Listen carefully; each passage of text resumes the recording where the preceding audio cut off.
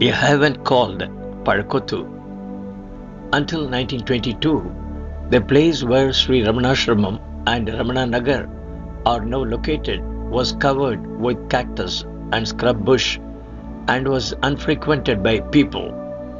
On 20th of May 1922, the bush and the cactus were cleared to make way for Mother Samadhi and the thatched shed which covered it. After Bhagavan came down from Skanda Ashram and settled down here, it blossomed into Sri Ramanasramam. At that time, except for the thatched shed and the Ganapathi temple in Palakottu, there was no place where one could stay. Sabhabati Pillai used to come and do puja to Ganapathi. Opposite the temple, there were two small rooms. One was used by Pillai and the other was used by Kavyakanta Ganapathi Muni. Incidentally, the Muni who was staying in the mango tree cave shifted to Palakottu to be nearer Bhagavan. It was also cooler under the shade of the trees. Kavyakanta used to eat and sleep there and spend the rest of the time in the presence of Bhagavan. He was the first to stay very close to the ashram. After him, Swami Suddhananda Bharati spent some time in the room. When the ashram expanded a little, B.V. Narasimha Swami reconstructed the rock cave in Palakottu so that he could live in it. This was close to the Ganapathi temple in Palakottu. He also built a small cottage and prepared his food in a cooker and lived a quiet life, having darshan of Bhagavan. During his stay, he wrote the book Self-Realization. Among the first Westerners to come and stay at the ashram were Paul Brunton and Bhikshu Pragyananda. They constructed for themselves a two-room cottage to the north of the tank in Palakottu. Later, Musiri Krishnananda put up a thatched shed to the north of B.V. Narasimha Swami's cottage. Timma Reddy of Andhra and Sachidananda Swami of Kerala also constructed cottages close to Krishnananda's. To the south of the tank, Mudaliyar Granny's son, Thambiran Swami, put up a tiled house. The disciples of Ma Anandamayi, Prabhudananda and Bhumananda built a small house next to Thambiran Swami's.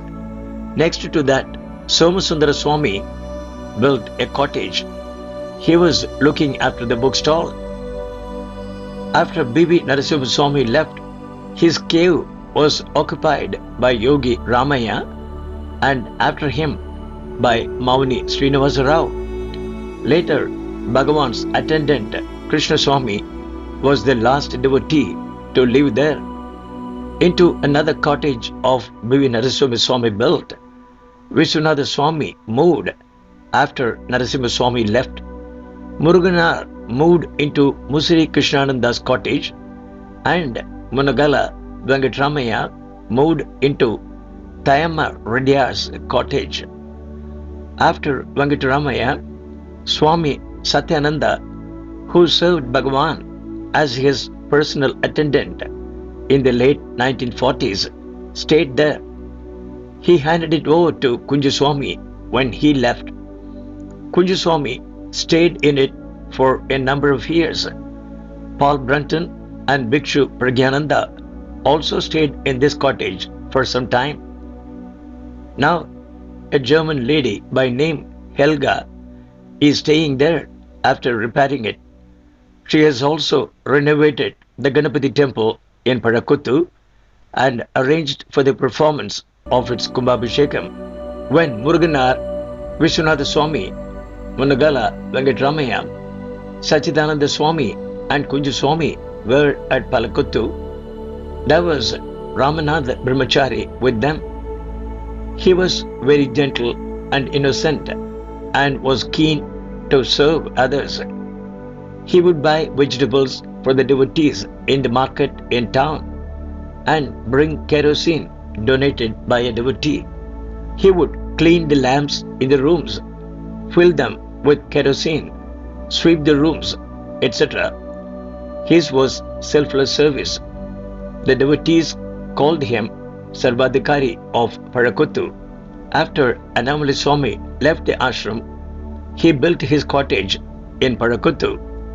As years passed, he built additional cottages for visitors.